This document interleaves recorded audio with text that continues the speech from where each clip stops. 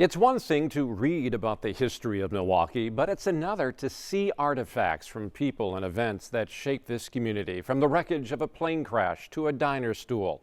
Mark McPherson tours the new exhibit, Revealed, Milwaukee's Unseen Treasures, at the Milwaukee County Historical Society. We are in the vault. From deep inside vaults and storerooms. Yeah, we're sitting in storage, so we put it back together. Comes Milwaukee's history. People like a good story, but it's even better when you're getting a great story and seeing it. Over here, there's a couple of cool pieces too. The Milwaukee County Historical Society is bringing some of the city's most iconic. We have a couple of pieces that we borrowed from the Harley-Davidson Museum here. And strange.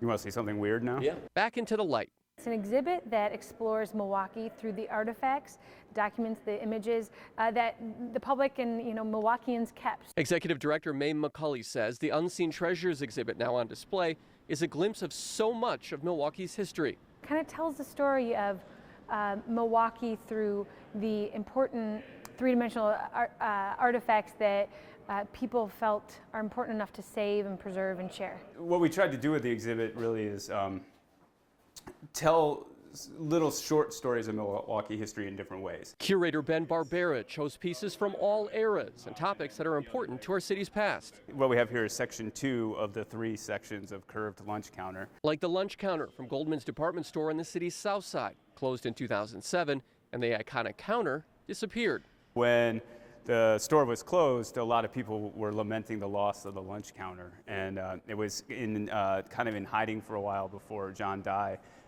recovered it, purchased it, and then agreed to loan it to us to display. Kids can pull up to the same stool their grandparents sat in decades ago and get an eye-opening look at a menu with prices you have to see to believe. And we even have copies of one of their early menus that we had in our collection. So the burgers are 25 cents, piece of pie for 20 cents. Of course, any Milwaukee history exhibit has to include beer, but this exhibit does it in a way you'd never expect. This is a piece of the plane that Frederick C. Miller was in when it crashed and when he died in 1954. There is wreckage from former Miller Beer president Frederick Miller's downed plane. The plane went down shortly after takeoff from Mitchell Airport. It was destroyed, but an important image remained. By amazing coincidence, it just happened to save the piece that has the logo on the side of it. Then there's important political history. This is the desk that Val Phillips sat at when she was on the Common Council in Milwaukee. She was the first woman and the first African American to be elected to the Common Council. But when she was finishing up her time on the Common Council, they were changing out the desks, and so they gave the council members the opportunity to purchase their desk if they wanted. So Val purchased her desk. And of course, iconic entertainment. We have a performance jacket that Liberace wore in the 70s, and then a bowling shirt from Happy Days and a smock from Laverne and Shirley. Some of these pieces came from the Historical Society, but many came from private sources. More than 17 private collectors and institutions contributed to this exhibit. What I did was I presented to these people, hey, here's an opportunity for you to show off one of your favorite things or some of your favorite things that people don't get to see very often. And so most people were very open to the idea. And it's not just pieces of history. Artists are featured as well, like these model buildings built by a man in his retirement, showing our city in 1900. So what we've kind of laid out here is downtown. If you can imagine this passageway right here is Wisconsin Avenue.